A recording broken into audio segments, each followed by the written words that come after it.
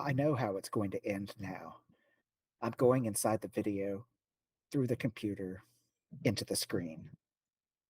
This is the No Fear podcast. We know what scares you. I'm Matt. And I'm Mel. And this is the No Fear Cast, a podcast where we dissect horror and all the things that scare us. This is episode 17 of season 8, and we're continuing a new series we're calling Fun and Games. So, listeners, I'm going to start us off here.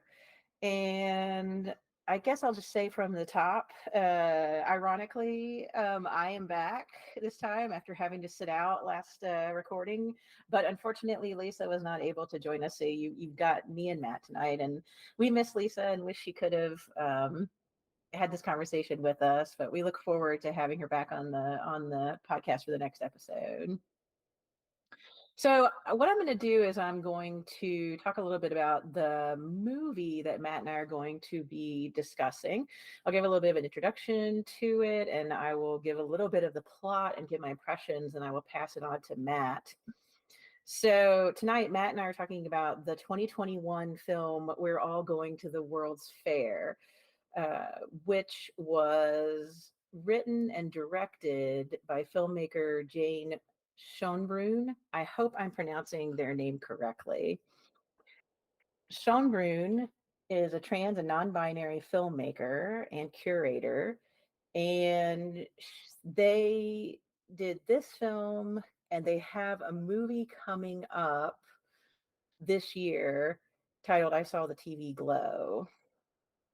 And I just want to say that I read a really interesting interview with them, a variety interview with them. It's titled Director Jane Schonbrun on the extremely online gender dysphoric coming of age journey, and we're all going to the World's Fair. And I recommend if you watch this film, checking out this interview with the filmmaker. So I'm going to try to give a brief plot synopsis of Schonbrun's film. Basically, in the movie, we have the character Casey, who is a teenager.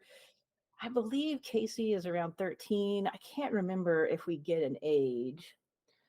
Casey appears to be pretty lonely. We know this character lives with her father.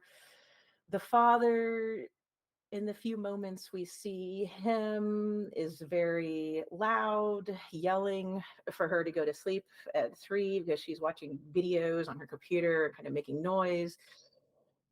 Later in the movie, she describes wanting to kind of commit violence against her father, so the relationship doesn't seem to be very good there. As I mentioned earlier, Casey seems to be pretty lonely. Most of the movie, not all of it, but most of the movie takes place in her bedroom where she's making these videos. And the reason why this works with our topic, fun and games, is because Casey is joining this online role-playing phenomenon that's in the movie. We're all going to the World's Fair.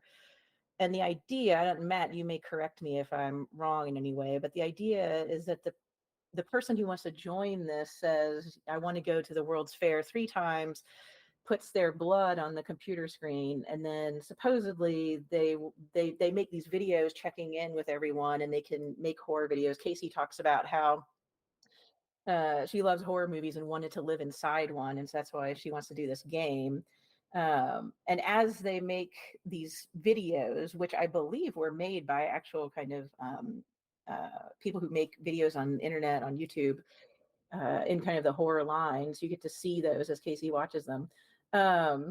People claim that they're changing or something's happening to them. So this is basically kind of a fictional story that's being created by all these people through video and narrative. They can play collaborative with each other.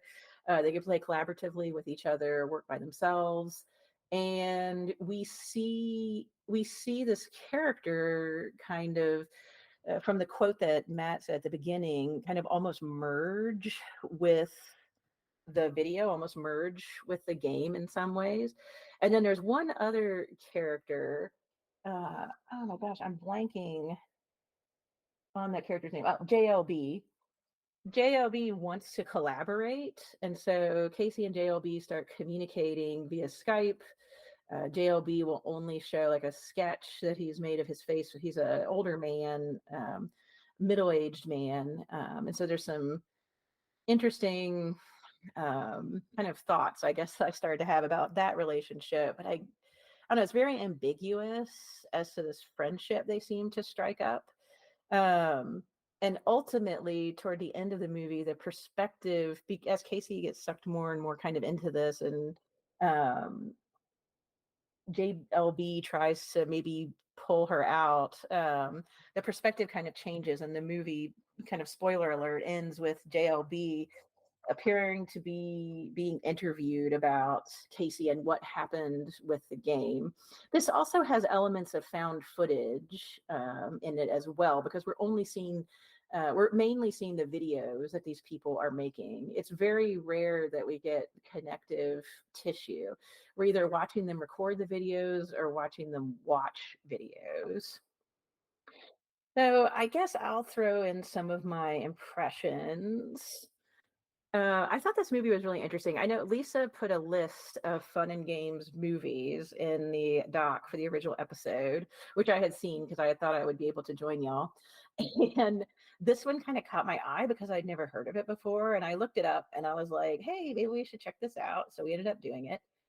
And I thought it was really fascinating. I am drawn to almost like alternate reality or parallel universe fiction. The idea that, it is interesting to me, like this one moment where someone literally gets pulled into the computer in the movie, like that kind of stuff is interesting to me.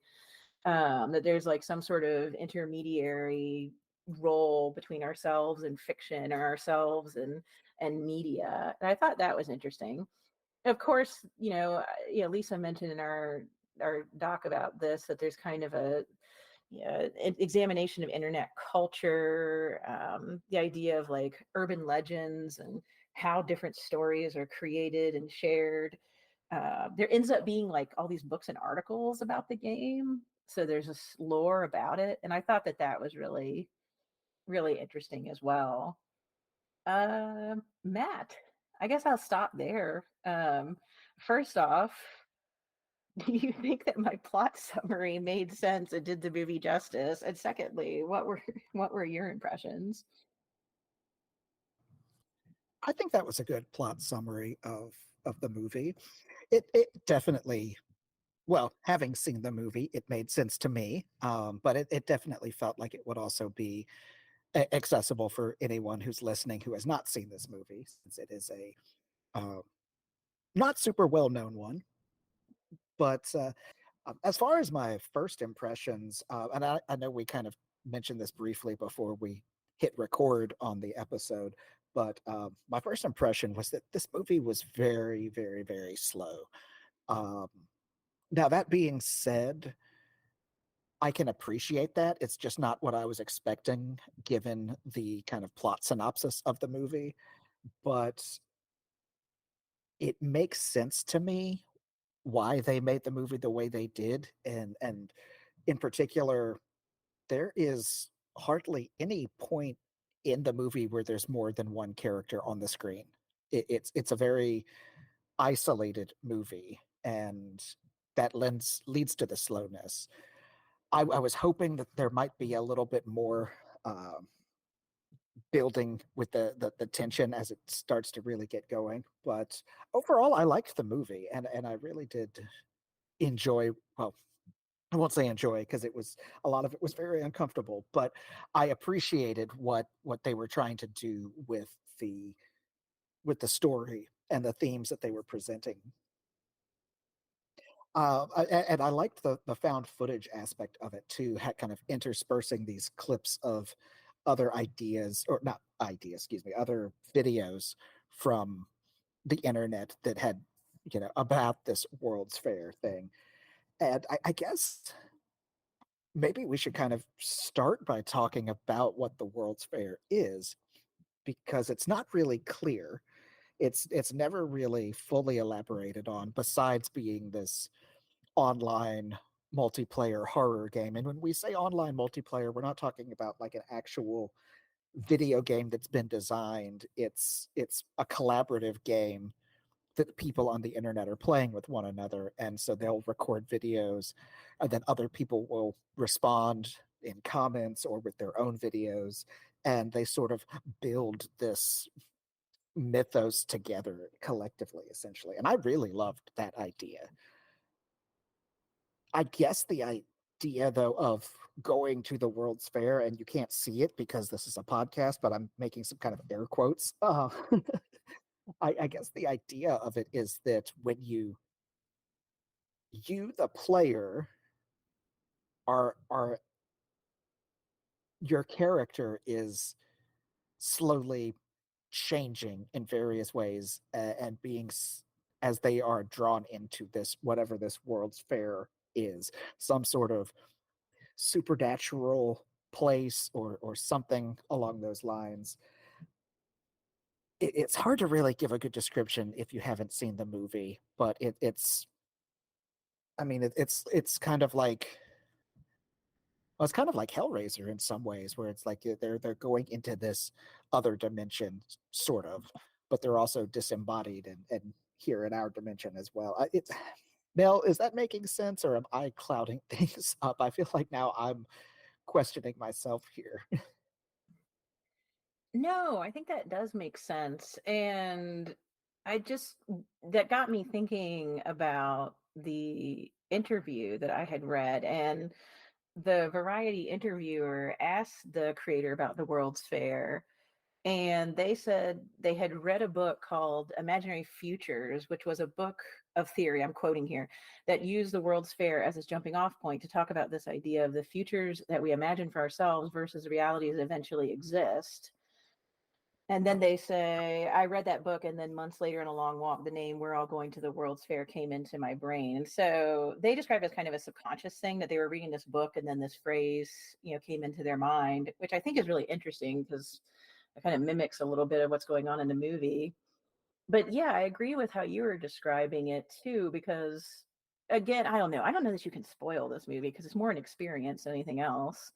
But I feel like the World's Fair is like it's an experience or a journey that these people are joining collaboratively.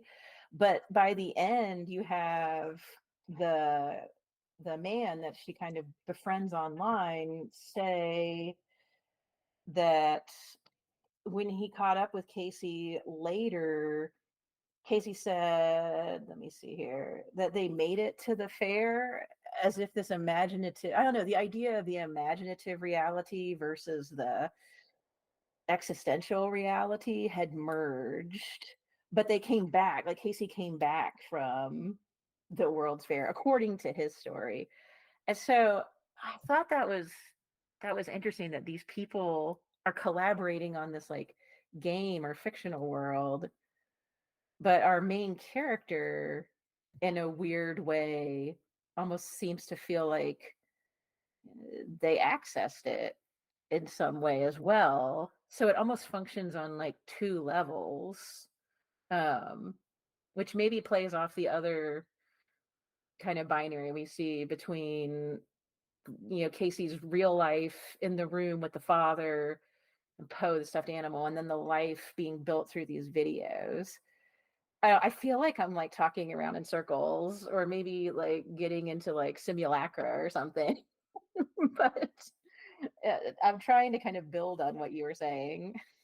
Well, and I think that's part of the ambiguity of the movie, is that it presents itself as this collaborative game that people are playing online, and that's how it's even described in some of the like early videos that are kind of intercut with Casey's own videos and those sorts of things.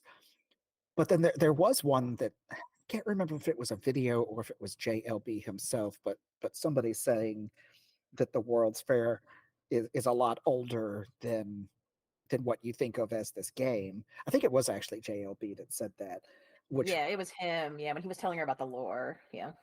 but but the other thing about it is that like the ambiguity is that it does seem that the walls are breaking down between the game like what's the game and what's actually happening to Casey, at least for us, the viewer.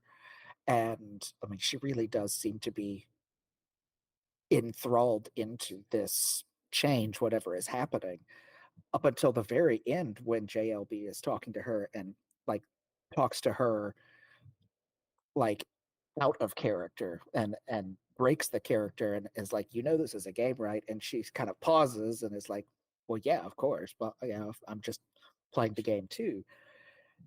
And that's what I did really like about it is the ambiguity that JLB is playing the game, but maybe there really is more than just a game. Maybe it really is this other plane or whatever that she's close to accessing.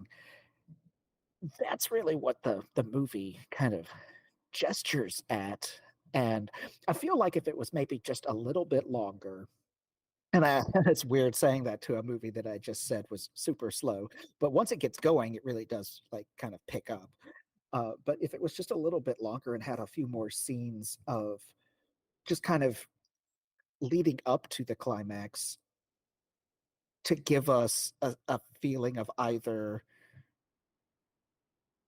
I guess of the ambiguity of whether or not she is getting sucked into something or if she's just imagining it all. I think it would have helped the movie a bit more make its point because I think the point is the ambiguity. Was it a real game? Was she just crazy? Or was she just, I don't even want to use the word crazy because Lord knows, you know, teenagers in particular get really, really involved in online things. And I can't help but think of the story of the two girls that murdered one of their friends to appease the Slender Man, the fictional internet horror entity. I can't help but see shades of that here too. Like, did she actually believe it and it wasn't real? Did she believe it and it was real? Did she not believe it and it wasn't real or was real? I mean, we don't get enough insight into Casey, I guess, to really know where she stands on the World's Fair. And I think that's by design, but it's also something that I would like more of, to be honest.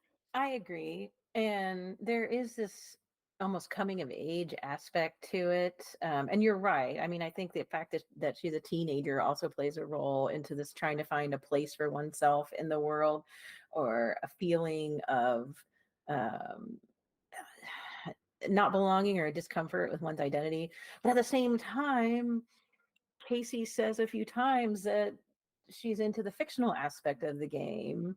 And she's almost like a budding filmmaker in a way.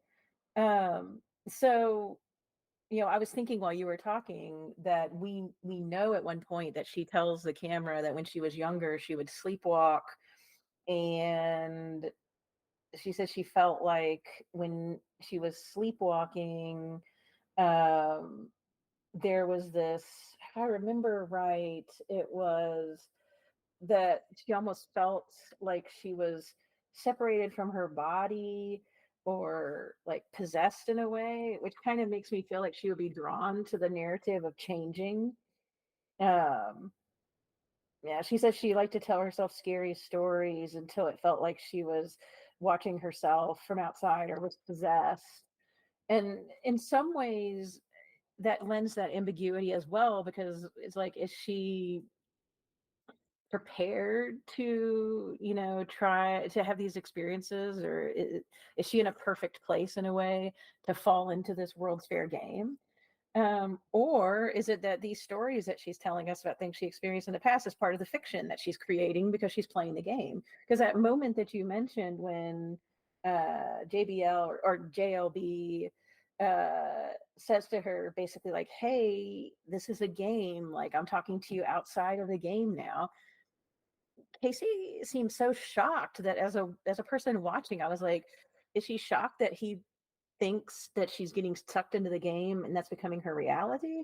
Or is she shocked because she was, and now she's like, like, oh, we're outside the game, it's just a game. But it's very unclear. The ambiguity in the movie basically goes to the very end, because I mean, we don't end with Casey's perspective, we end with his perspective.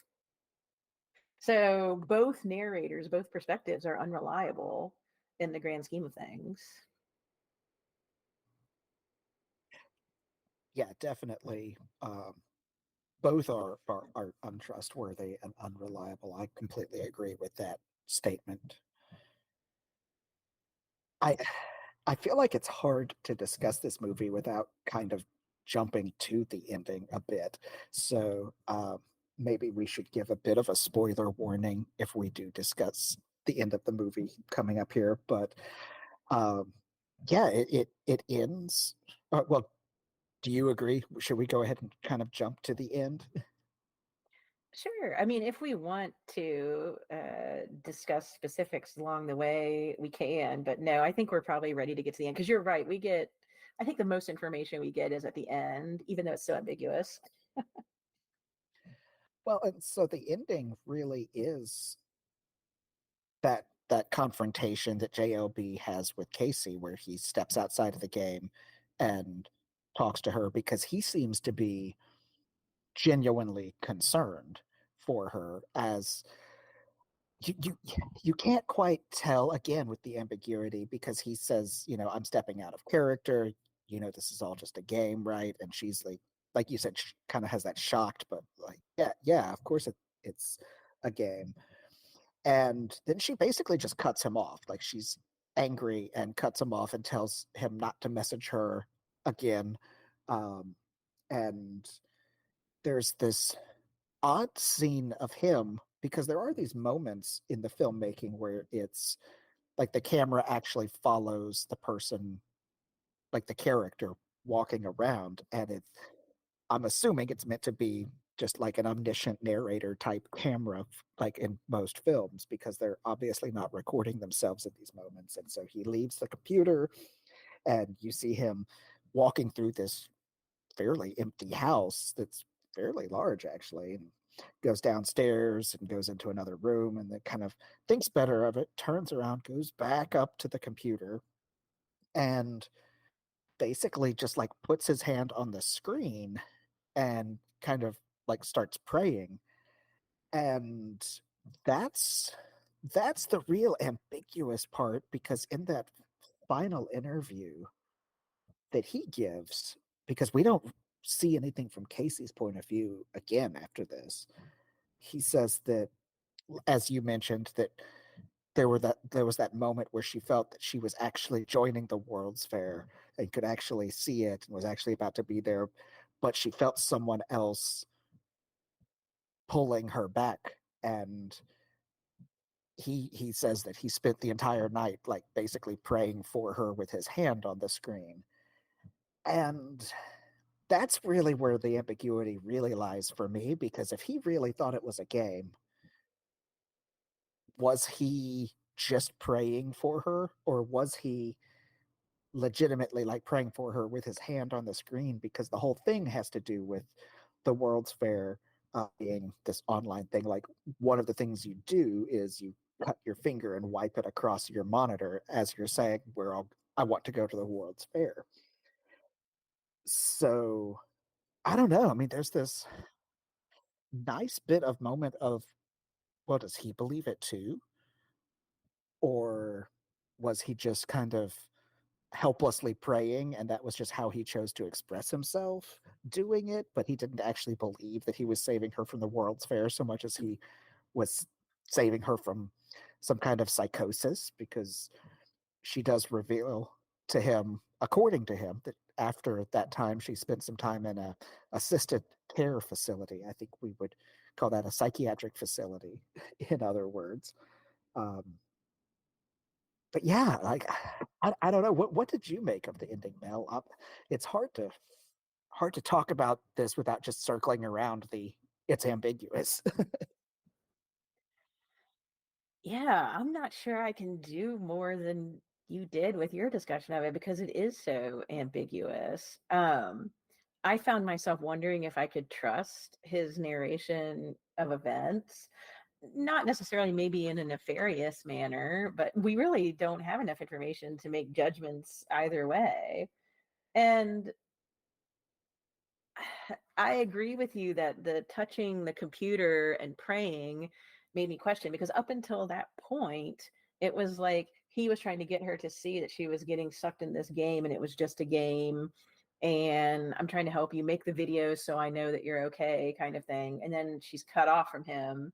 So was he just, is it because we know from the parts we see from his perspective, he's extremely lonely, similar to her, is in some ways they kind of connect in this way. So is he touching the screen because he wants that connection back and he wants her to be okay? Or yeah, like you said, is there some aspect, because was it before they go out of game they're talking about strategies and theories, and it's at that point she's basically like, the world isn't real. I know how it's going to end. I'm going to go inside the video. And that's when he tries to get them out of the game. So, yeah, it's unclear as to whether he's, like you said, touching the screen because that's how you start the game in order to try to contact her. Or is he just happy that his prayer for her, was answered in some way, and that when she felt like she was in the World's Fair, she was able to get out of it and come back to the real world in some way. I think in some ways regarding ambiguity, it's kind of perfection. If you want the movie to have a very kind of unknown or open end, that's precisely what we get here. I feel like the only way to fix that ambiguity would be to have Casey return in the end and finish out the narrative that she was putting together. Um, I don't know. It's like if she returned, the loss of her makes me feel like she didn't complete the journey that she was on, if that makes sense, that maybe she did get lost somehow in all of this. On the other hand, ending with him talking about her having a job and being successful and their friends gives a little bit of hope, but it's not coming from her. We don't see her in any way. We're just getting it from him. So yeah, I mean, I guess what I'm saying is it's ambiguous, and I feel like we're getting constructed narratives all the way around. Even if a character thinks they're telling the truth, it's still a constructed narrative, which I think is also a theme of the movie, is that everything that's going on here is people constructing stories and narratives, and also constructing other people's perceptions of themselves, what they will or won't show on these videos, what they will or won't tell. So if somebody else is telling your story, like the guy's telling her story at the end, what does that really mean for her? I just end up with way more questions than answers.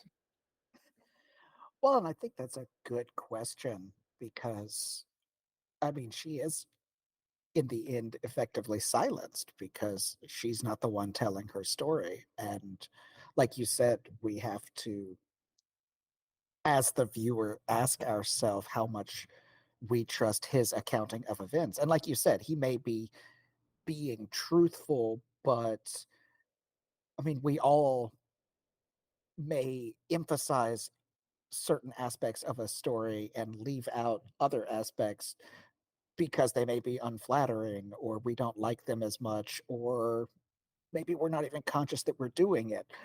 But yeah, like her story is effectively ended by him and not her. And I mean, I can't help but also think too that this movie came out in 2021. This was a time where, the whole world had shut down in 2020 and into 2021 as part of the COVID pandemic and the quarantine and lockdowns. And it was a time when I think practically everyone was feeling that same sort of isolation, that um, disconnectedness from people. And I guess we can't talk about the movie without bringing that into it because, I mean, it definitely makes sense to me that this movie would have been written and constructed in a time during the lockdown. But at the same time, I really do like the the question that it asks because I mean, online gaming has been a thing for 20 years or more at this point. Probably, well, definitely more than 20 years at this point. We're recording this in 2024. And I can't help but think of, I mean, there are plenty of examples of people out there whose idea of reality has blurred into the online game that they're playing. And um, a lot of times that's an actual video game like World of Warcraft or RuneScape or Minecraft or whatever. But have, some people at least, have lost their sense of reality and merged it with the game some, partly because that's a big outlet for how they interact with other people. And I can't help but see that as a metaphor too, that this is, Casey is this teenager who is isolated and lonely, doesn't seem to have any friends, none that we see at least. And it's very possible that, there is no Sinister World's Fair alternate dimension so much as she just got way too sucked into the game and began thinking of it as more real than it actually was because it was the only major interaction that she was having with people. I mean, I don't know. I just wanted to throw that out there. No, I think that makes a lot of sense. I really like the fact that you brought up that this was, this came out like on, I mean, 2021, we were still dealing with the ramifications of the pandemic. I mean, we still are, but like that was very fresh, 2021. And I thought about that a lot while I was watching this movie because of the kind of claustrophobic feel.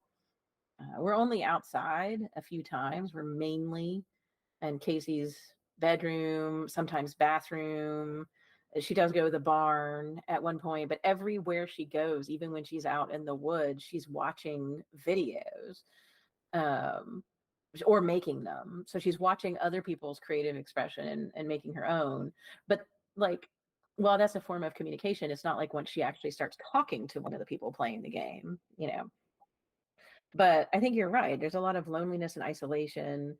And having gone through that time where we were communicating with a lot of people online through Zoom or playing online games to connect with others, it's like, oh, I can feel this. I can feel the fact that, you know, this is like something we all went through in some way, shape, or form. And then, yeah, I think there is something to this kind of merging of reality and fantasy. I mean, there are many escapes that we can take in our lives when things are very difficult or when we're stressed or when we feel like we don't belong or we feel really lonely. And sometimes you can get kind of sucked into the thing that you're using as an escape. And perhaps that's what's going on here. I mean, of course, there's a possibility that she's simply playing the game and trying to make this creation and is like interested in fiction. But I think you're right that there's also the idea too of like all the stuff that she's trying to escape, the loneliness, her father, all of this gets kind of wrapped up into this internet lore in a really interesting way. So, Matt, I kind of feel like now that we've discussed the end of the movie, I'm not sure what else we could talk about. Listeners, I hope you enjoyed a conversation about the movie. If you've seen it, or if you haven't seen it, I would say check out the movie We're All Going to the World's Fair. And then let us know what you think, especially how it fits into our theme of playing games, fun and games in horror. We're at No Fear Cast on Twitter and Instagram, and we have a Facebook page. Our email is nofearcast@gmail.com. If you love what we're doing, consider supporting us on Patreon. We also have merchandise that's available at our website, nofearcast.com.